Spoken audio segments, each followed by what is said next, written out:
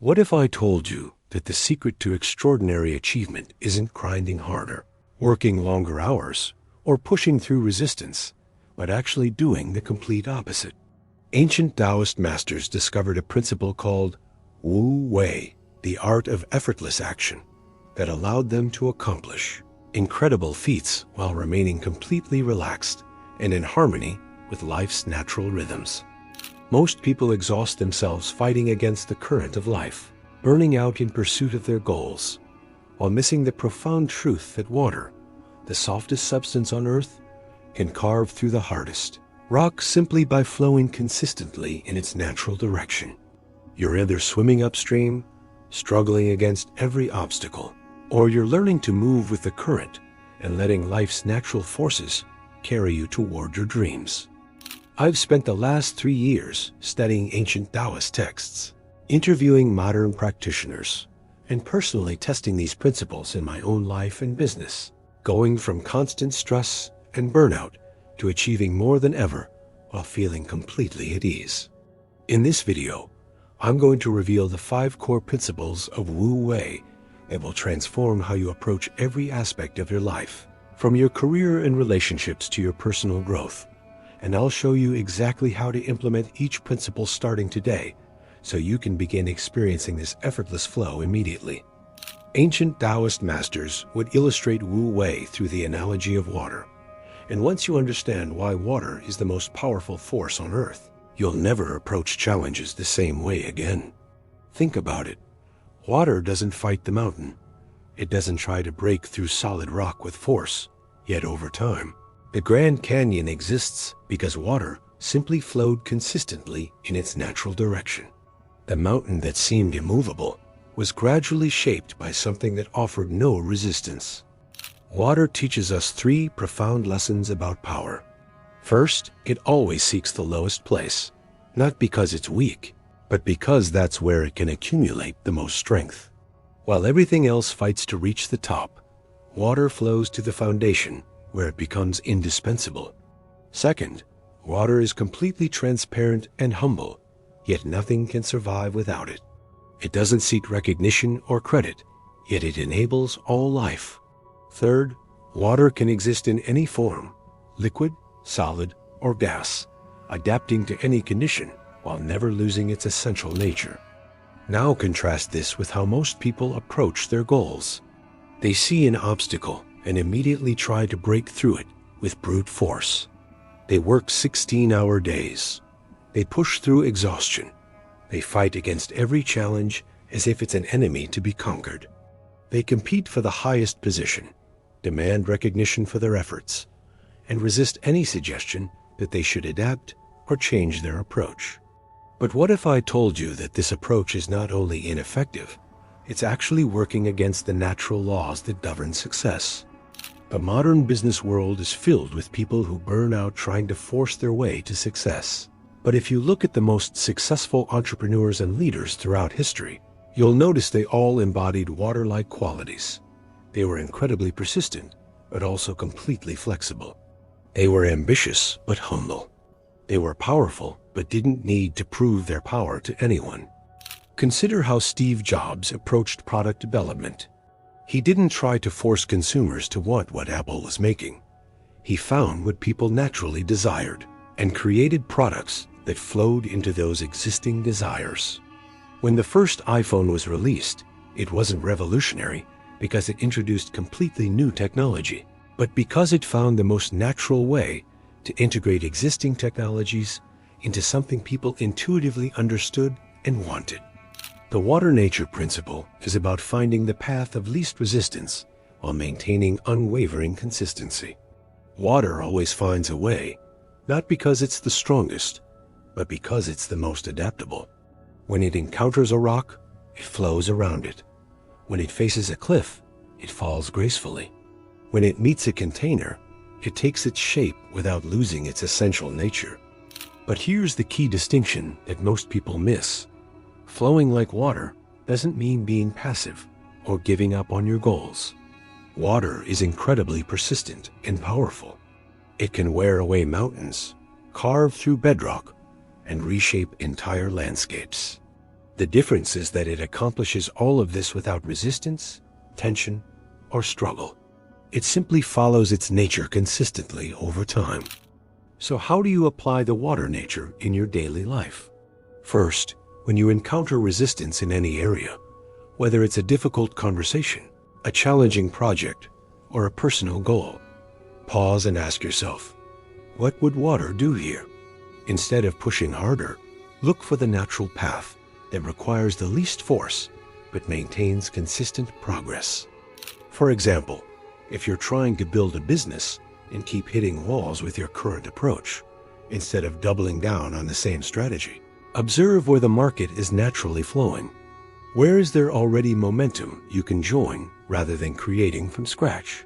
If you're trying to improve a relationship that feels strained, instead of forcing difficult conversations, look for natural opportunities where connection can flow easily. I learned this lesson the hard way when I was trying to launch my first online course.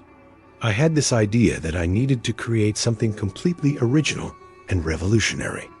I spent months developing content that I thought was brilliant, but when I tried to market it, I met nothing but resistance. People weren't interested, my marketing efforts felt forced, and I was exhausting myself trying to convince people they needed what I was offering. Then I shifted to the water approach.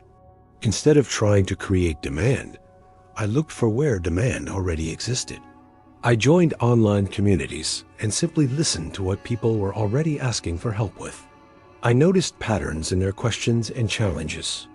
Instead of trying to teach them what I thought they should learn, I created solutions for problems they were already desperate to solve. The result was dramatic. My second course launched with almost no marketing effort because it flowed into existing demand. People were already looking for exactly what I was offering. Instead of convincing, I was responding. Instead of pushing, I was flowing. The course sold out within 48 hours, and more importantly, I felt completely energized by the process instead of drained. Second, adopt what I call flexible persistence. Water is incredibly persistent. It never stops moving toward its destination, but it's also completely flexible in how it gets there. Set your destination clearly, but hold your methods lightly.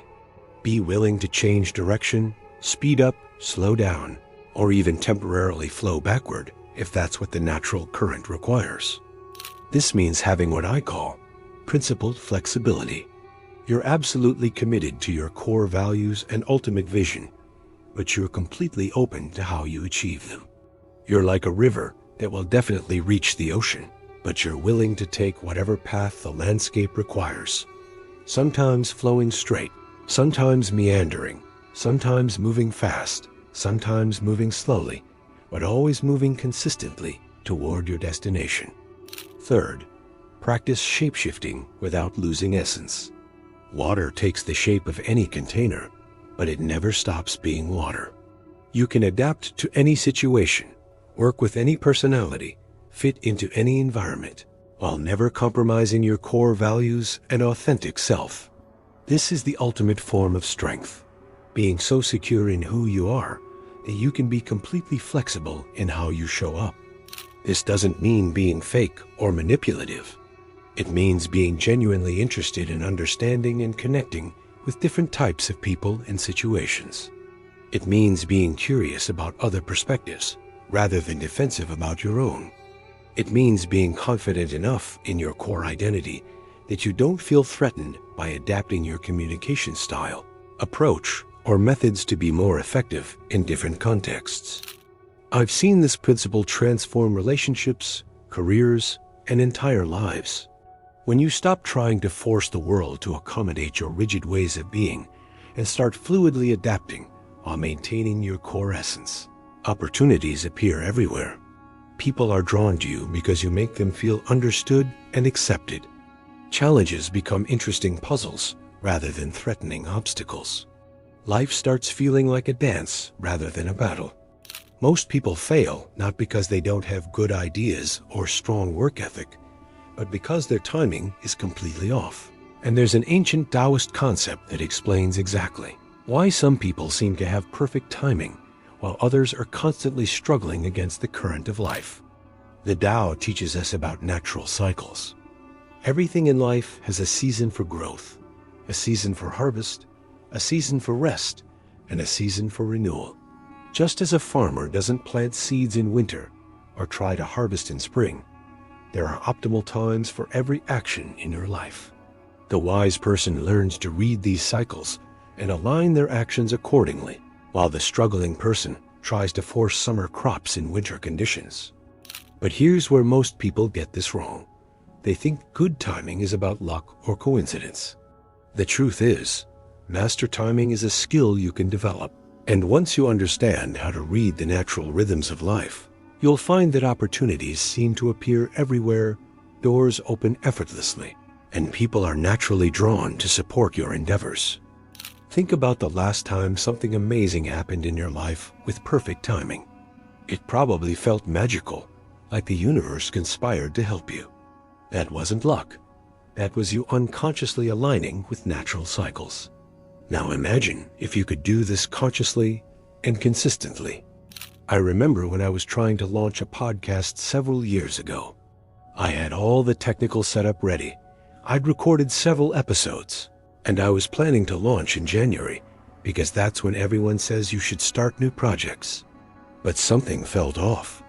The timing felt forced, like I was pushing against resistance. Instead of launching anyway, I decided to wait and pay attention to the natural timing. I noticed that in my industry, people were most receptive to new content in September, when they were returning from summer vacations and ready to focus on learning and growth. I also noticed that my own creative energy was highest in the fall, and my target audience was most active online during that time. When I finally launched the podcast in September, the response was incredible. I had triple the downloads I was expecting. Guests were eager to participate, and other podcasters were naturally inclined to collaborate and cross-promote. The same podcast that would have struggled for attention in January became a rapid success simply because the timing was aligned with natural cycles. The art of timing operates on 3 levels: personal cycles, environmental cycles, and universal cycles. Personal cycles are your own natural rhythms. When you have the most energy, when you're most creative, when you're most receptive to learning. Environmental cycles include market conditions, seasonal changes, social trends, and the rhythms of the people around you. Universal cycles are the deeper patterns that govern all life, cycles of expansion and contraction, activity and rest, creation and dissolution. Here's how to master timing in your daily life. First, become aware of your personal energy cycles. Track your energy levels, mood, and productivity for 2 weeks. Notice patterns. When are you naturally most focused? When do you feel most social? When do you need solitude? Once you identify these patterns, align your most important activities with your peak states. Most people have distinct daily rhythms. Some people are naturally most alert and creative in the early morning hours, when their minds are fresh and the world is quiet. Others find their peak performance in the late morning after they've had time to fully wake up and connect with the day. Still others are most productive in the afternoon when their energy builds throughout the day, or in the evening when they feel most reflective and focused. For instance, if you're naturally most creative in the morning, protect that time fiercely for your most important creative work. Don't check email, don't schedule meetings, don't allow distractions to fragment that precious time. If you're most social in the evening, schedule important conversations and networking for that time. Stop fighting against your natural rhythms and start leveraging them. But personal cycles go deeper than just daily energy patterns. You also have weekly rhythms, monthly cycles, and seasonal patterns. Many people find that certain days of the week naturally feel more energetic or contemplative. Some people have monthly cycles where they're more introspective at certain times and more outgoing at others. Pay attention to these patterns and plan accordingly. Second, learn to read environmental timing. In business, this means understanding market cycles, consumer behavior patterns, and economic rhythms. In relationships, this means recognizing when someone is open to feedback versus when they need support. In personal development, this means knowing when to push yourself versus when to rest and integrate. Environmental timing is about reading the room, understanding the context, and recognizing the collective mood and energy of the systems you're part of. If you're trying to sell something, is the market in a buying mood or a saving mood?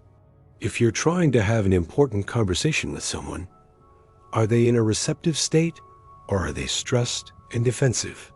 If you're trying to implement a new habit, are you in a stable period of your life or are you dealing with major changes and challenges? Pay attention to the subtle signals around you. Is there resistance to your idea right now, or is there natural momentum building? Are people talking about the problem you solve, or are they focused on something else entirely? The Taoist saying, "The wise man moves with the current, not against it," means learning to recognize when the current is moving in your direction and when it's not. I've learned to read timing signals in my business by paying attention to the types of questions people are asking, the language they're using, and the energy behind their inquiries. When people are ready to buy, there's a certain urgency and clarity in how they communicate. When they're just browsing or not quite ready, the energy feels different, more scattered, more theoretical, more hesitant. Third, practice what I call strategic patience. This doesn't mean being passive or waiting for things to happen to you. It means taking consistent action while remaining alert to the natural timing of opportunities. Sometimes the most powerful action is to wait. Sometimes it's to move quickly. The key is developing the sensitivity to know which is appropriate when. Strategic patience is like being a surfer waiting for the perfect wave. You're not passive. You're actively positioning yourself, reading the water, preparing your equipment, and building your skills. But you're also patient enough to wait for the right wave, rather than trying to surf every small ripple that comes along. When the right wave appears, you move decisively and ride it with full commitment. Create what I call a timing journal. Before making any significant decision or taking any major action, pause and ask yourself, is this the right timing? Consider your personal state, the environmental conditions, and any larger patterns you're aware of. Over time, you'll develop an intuitive sense for optimal timing that will dramatically increase your success rate while reducing your effort. In your timing journal, track not just what you decide to do, but also what you decide not to do and why. Notice the outcomes of decisions made with good timing versus poor timing. Pay attention to the subtle cues that indicated whether timing was right or wrong. This practice will gradually develop your timing intuition until it becomes second nature. Fourth, learn to create timing through preparation. While you can't control all timing factors, you can position yourself to take advantage of natural timing when it appears. This means building skills during quiet periods, so you're ready when opportunities arise. It means cultivating relationships before you need them. It means developing resources and capabilities during stable times, so you can move quickly when circumstances align. The most successful people I know are constantly preparing for opportunities they can't yet see. They're building their skills, expanding their networks, developing their resources, and positioning themselves strategically so that when the right timing appears, they're ready to move immediately and decisively.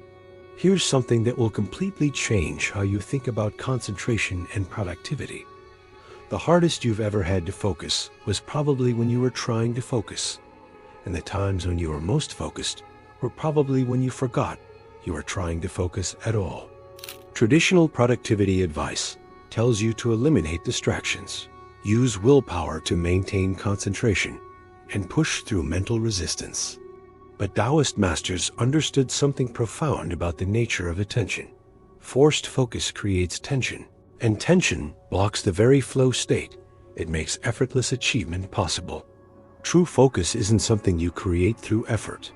It's something you allow by removing the obstacles that prevent your natural concentration from emerging. Think about a time when you were completely absorbed in an activity. Maybe you were reading a fascinating book, having an engaging conversation, working on a project you were passionate about, or even playing a challenging game. Time seemed to disappear, effort felt effortless, and you performed at your highest level without even trying. That wasn't because you were forcing yourself to focus.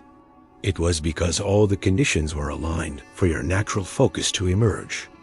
Most people have experienced this state, but they think it's rare or unpredictable. They believe it's something that just happens to them occasionally when they're lucky. But the truth is, this state of effortless focus is your natural way of being when your mind isn't fighting against itself. The scattered, distracted, effortful attention that most people experience as normal is actually the result of internal conflict and misalignment. The Taoist approach to focus is based on the principle of Wu Wei applied to attention, achieving maximum concentration with minimum effort by working with your mind's natural tendencies rather than against them. Instead of fighting distraction, you create conditions where focus naturally arises. Instead of forcing attention, you remove the obstacles that scatter it. Think of your attention like a river.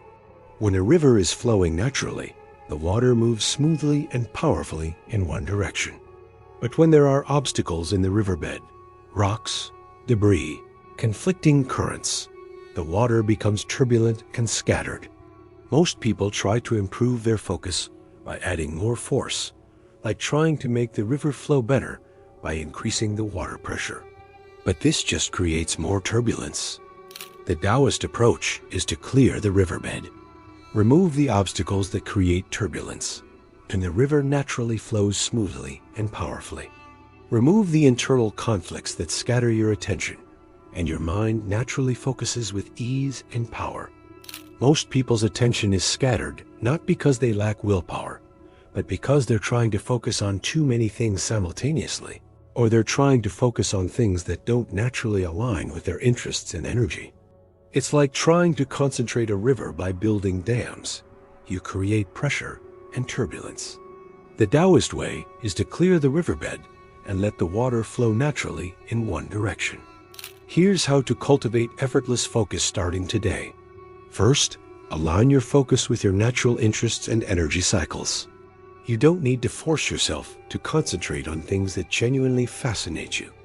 Fascination creates its own focus.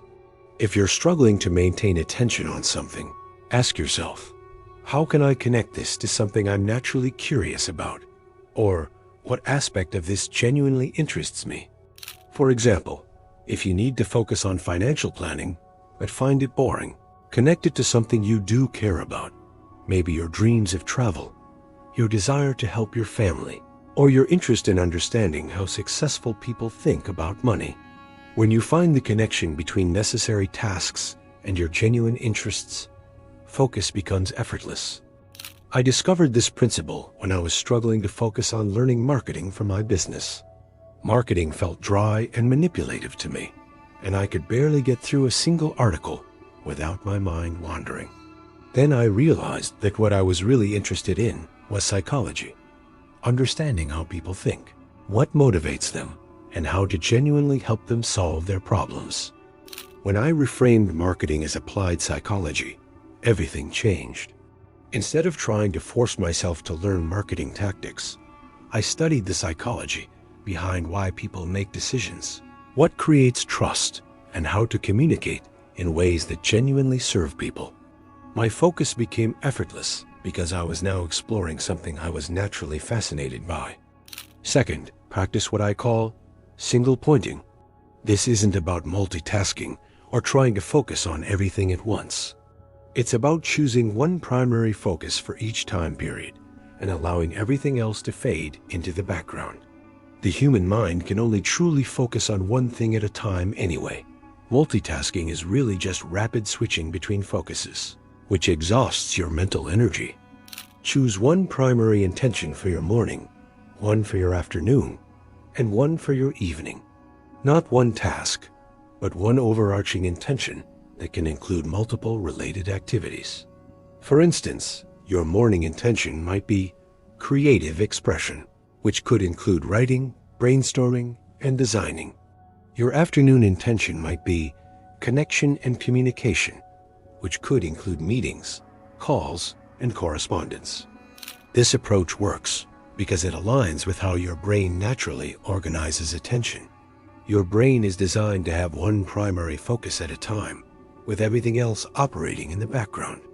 When you try to have multiple primary focuses simultaneously, you create internal conflict and scatter your mental energy. But single pointing goes deeper than just organizing your day. It's about cultivating what Buddhists call one-pointed mind, the ability to bring your full attention to whatever you're doing in the present moment. Whether you're having a conversation, writing a report, or washing dishes, you can practice bringing your complete attention to that one activity. Third, create what I call focus sanctuaries, environments and conditions that naturally support concentrated attention. This isn't about eliminating all distractions through willpower. It's about designing your environment so that focus is the path of least resistance. Your focus sanctuary might include specific lighting, sounds, scents, or physical arrangements that signal to your brain that it's time to concentrate. Maybe it's a particular playlist that you only listen to when doing deep work, a specific location where you only engage in focused activities, or a ritual that transitions your mind into a concentrated state. The key is consistency. When you consistently pair certain environmental cues with focused work, your brain learns to automatically enter a focused state when those cues are present. You're not forcing focus. You're training your natural focus response. My personal focus sanctuary includes several elements. I have a specific desk setup with minimal visual distractions, particular lighting that's bright enough to keep me alert, but not harsh, and a playlist of instrumental music that I only listen to during deep work sessions. I also have a small ritual where I clear my desk, light a candle, and take 3 deep breaths before beginning focused work. These might seem like small details, but their cumulative effect is powerful. When I sit at my focus sanctuary and begin my ritual, my brain automatically shifts into a concentrated state. I don't have to fight for focus. It arises naturally because all the conditions are aligned. Fourth, learn to work with your attention rather than against it. Notice when your mind naturally wants to wander, and instead of fighting it, give it a moment to explore. Often, what seems like distraction is actually your unconscious mind processing information or making connections. The Taoist principle here, yield to overcome. When you stop fighting your wandering mind, it often settles into focus naturally. Practice what I call conscious wandering. When you notice your attention drifting, instead of immediately forcing it back, pause and ask, what is my mind trying to tell me right now? Sometimes it's indicating that you need a break. Sometimes it's pointing toward a creative connection, and sometimes it's just releasing mental tension. Honor these signals, and your mind will trust you enough to focus when you truly need it to. This doesn't mean giving in to every distraction or never maintaining focused attention. It means developing a collaborative relationship with your mind rather than an adversarial one. When you treat your wandering attention as information rather than rebellion, you can respond appropriately, sometimes by taking a break, sometimes by exploring the tangent briefly, and sometimes by gently returning to your primary focus. Fifth, cultivate what I call relaxed intensity. This is the state where you're completely focused and engaged, but without tension or strain. Think of a cat watching a mouse, utterly focused and ready to act, but completely relaxed. Or think of a skilled musician playing a complex piece, intense concentration combined with fluid ease. Most people think that intense focus requires intense effort, but the opposite is true. The most powerful focus states are characterized by relaxed alertness.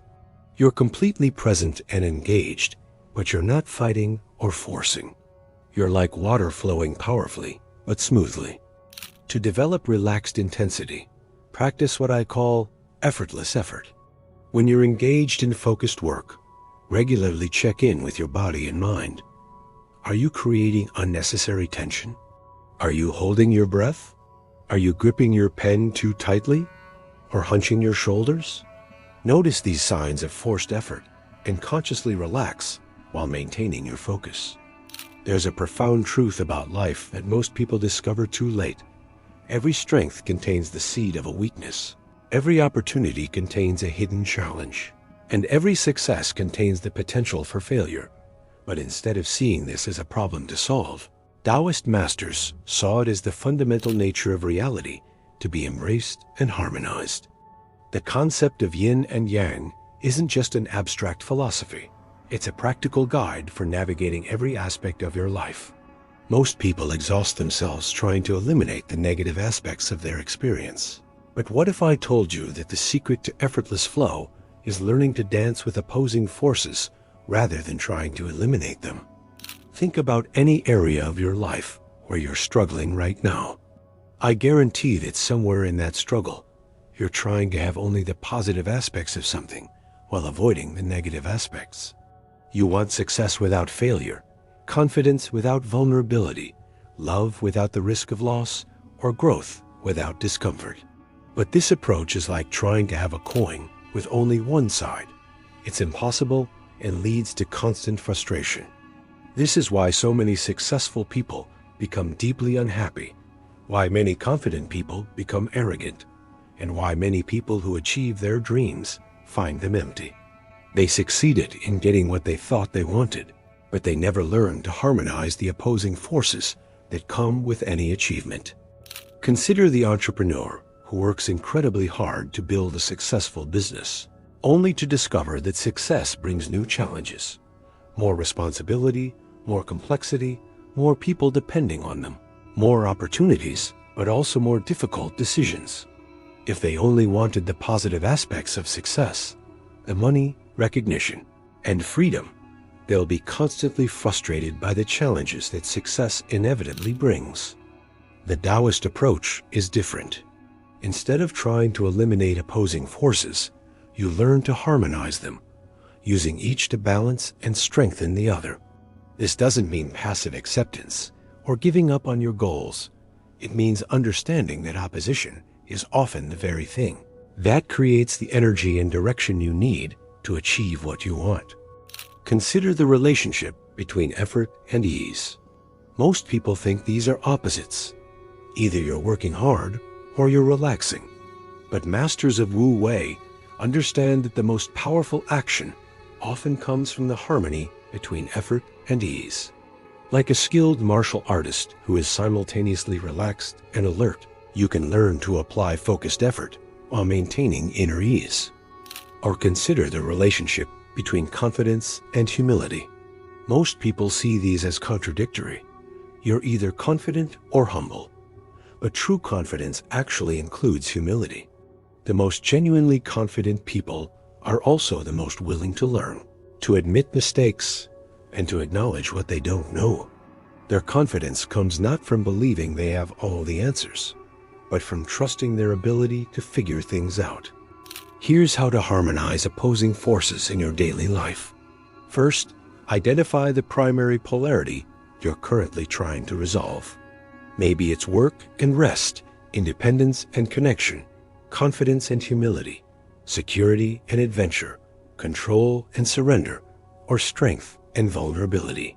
Instead of seeing these as either or choices, ask yourself, how can both of these be true simultaneously? For example, if you're struggling with the balance between being confident and being humble, recognize that true confidence actually includes humility. It's confidence in your ability to learn and grow, which requires acknowledging what you don't know.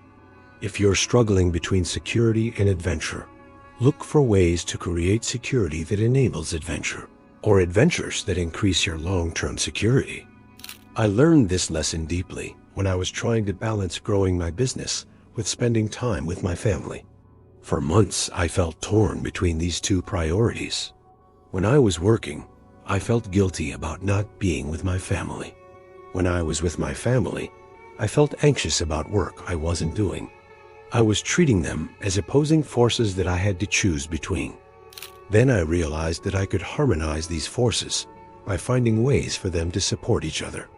I started involving my family in appropriate aspects of my business.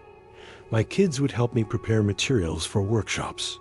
My spouse would give me feedback on ideas, and we would celebrate business milestones together.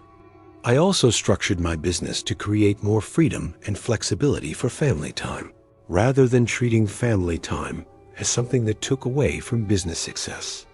The result was that both my business and my family relationships improved. Instead of competing with each other, they began supporting and strengthening each other. My family felt more connected to my work, and my work felt more meaningful because it was connected to my deeper values around family. Second, practice what I call dynamic equilibrium. This isn't about finding a static balance point and staying there. It's about learning to flow between opposing poles as the situation requires, like a surfer who shifts weight from one side to the other to stay balanced on a moving wave. Notice the natural rhythms in your life. There are times when you naturally need more solitude and times when you need more connection. There are seasons for building and seasons for harvesting. There are phases of expansion and phases of consolidation. Instead of fighting these natural cycles, learn to recognize them and adjust your actions accordingly. Create what I call a polarity map for the major areas of your life. Draw a line with your two main opposing forces at each end, say, structure and spontaneity. Notice where you currently are on this spectrum and where you need to be for your current goals and circumstances. The goal isn't to stay in the middle, but to consciously move along this spectrum as needed. Sometimes you need more structure. When you're launching a new project, dealing with complex challenges, or trying to build consistent habits. Sometimes you need more spontaneity when you're feeling stuck, when opportunities arise unexpectedly, or when you need creative breakthrough. The key is recognizing which is needed, when, and consciously adjusting. Third, learn to use opposition as energy. In martial arts, you don't resist your opponent's force. You redirect it to serve your purpose. The same principle applies to life. When you encounter resistance, criticism, setbacks, or challenges, instead of seeing them as obstacles, ask yourself, how can I use this energy to move toward my goals? For instance, if someone criticizes your work, instead of getting defensive or discouraged, use that feedback as energy to refine and improve your approach. If you face a setback, use the momentum from that disappointment to fuel your next attempt. If you encounter resistance to your ideas, use that tension to clarify and strengthen your vision. I remember when I first started speaking publicly about some unconventional business ideas. I received a lot of criticism and pushback from people who disagreed with my approach. My initial reaction was defensive. I wanted to argue and prove them wrong. But then I realized I could use this opposition as energy. Instead of fighting against the criticism, I used it to refine my ideas and make them stronger. I asked myself, what valid points are they making that I should consider? How can I address their concerns while staying true to my core message? How can I communicate my ideas more clearly so they're less likely to be misunderstood? The result was that my ideas became much more robust and my ability to communicate them improved dramatically. The opposition that initially felt like an obstacle became the very thing that helped me develop a stronger and more compelling message. Fourth, embrace what I call productive paradox. Some of the most powerful truths in life appear contradictory on the surface, but reveal deeper wisdom when you understand them properly. The more you try to control outcomes, the less control you actually have. The more you try to impress people, the less impressive you become. The harder you grasp for something, the more likely it is to slip away. These aren't just philosophical curiosities. They're practical principles that can guide your actions. When you're trying to control an outcome too tightly, step back and ask how you can influence the situation while remaining open to unexpected results. When you're trying too hard to impress someone, focus instead on being genuinely interested in them and adding value to their life. When you're grasping too hard for something you want, practice holding your desire lightly while taking consistent action toward it. Start noticing these paradoxes in your own experience. Where are you trying too hard and getting worse results? Where are you resisting something that might actually serve you? Where are you avoiding a truth that could set you free? The path of Wu Wei often involves embracing these paradoxes rather than trying to resolve them logically. Fifth, develop what I call integrated wholeness. This is the ability to hold multiple perspectives, emotions, and truths simultaneously without feeling like you have to choose between them or resolve the apparent contradictions. Most people feel torn when they experience conflicting feelings or face complex decisions with no clear right answer. But integrated wholeness allows you to embrace the full complexity of life without being paralyzed by it. For example, you can simultaneously feel excited about a new opportunity and nervous about the challenges it might bring. You can love someone deeply while also being frustrated with some of their behaviors. You can be proud of your achievements while also recognizing areas where you need to improve. Instead of seeing these as problems to solve, you can hold them as the natural complexity of being human. This capacity for holding paradox and complexity makes you much more effective in dealing with real-world situations, which are rarely black and white. It also makes you more compassionate and understanding, both toward yourself and others, because you're not constantly trying to force everything into simple categories of good or bad, right or wrong. Here's the final piece of the puzzle that ties everything together. There's a reason why some people seem to live charmed lives, where everything flows effortlessly, while others constantly struggle against circumstances. And it has everything to do with understanding and aligning with the natural rhythms that govern all life. Everything in nature operates in cycles: the seasons, the tides, the phases of the moon, the rhythm of day and night, the patterns of growth and rest. Your body operates in cycles: circadian rhythms, ultradian rhythms, seasonal cycles, and longer life cycles. Your emotions, energy levels, creativity, and even your relationships all follow natural patterns of expansion and contraction, activity and rest, creation and integration. Most people live in complete disconnect from these natural rhythms. They try to maintain the same energy level year-round, work at the same intensity regardless of their natural cycles, and wonder why they feel exhausted, unmotivated, or out of sync with life. But when you learn to recognize and align with these patterns, life becomes dramatically easier because you're working with powerful natural forces rather than against them. Think about the most productive and fulfilling periods of your life. I bet if you look closely, you'll notice that you are unconsciously aligned with your natural rhythms during those times. You were probably getting adequate rest, engaging in activities that matched your energy levels, and allowing for natural cycles of intensity and recovery. The Taoist masters understood that alignment with natural rhythms isn't just about personal effectiveness. It's about tapping into the vast intelligence that orchestrates all of life. When you synchronize your actions with these deeper patterns, you become part of a larger flow that carries you forward with minimal resistance. You stop forcing outcomes and start allowing them to emerge naturally. This is where life becomes effortless, not because it lacks challenge, but because your challenges are perfectly calibrated to your capacity for growth. You face obstacles when you're ready to overcome them, receive opportunities when you're prepared to capitalize on them, and encounter lessons when you're able to integrate their wisdom. You realize that the same intelligence that coordinates the migration of birds, the timing of flowers blooming, and the rhythm of your heartbeat is also orchestrating the events and opportunities in your life. Your job isn't to control this process, but to align with it, trust it, and allow it to carry you toward your highest potential. This is the secret that makes some lives look charmed, while others feel like constant struggle. It's not that some people have it easier. It's that they've learned to work with the natural flow of life rather than against it. They've discovered that the universe is not indifferent to their well-being, but is actually conspiring to support their growth and fulfillment, if only they learn to recognize and align with its rhythms. When you master this fifth principle, you join the ranks of those who seem to live blessed lives.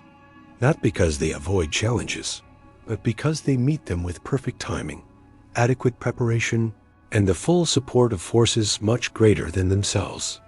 This is the path of effortless achievement and sustainable success, not through dominating life, but by learning to dance with it.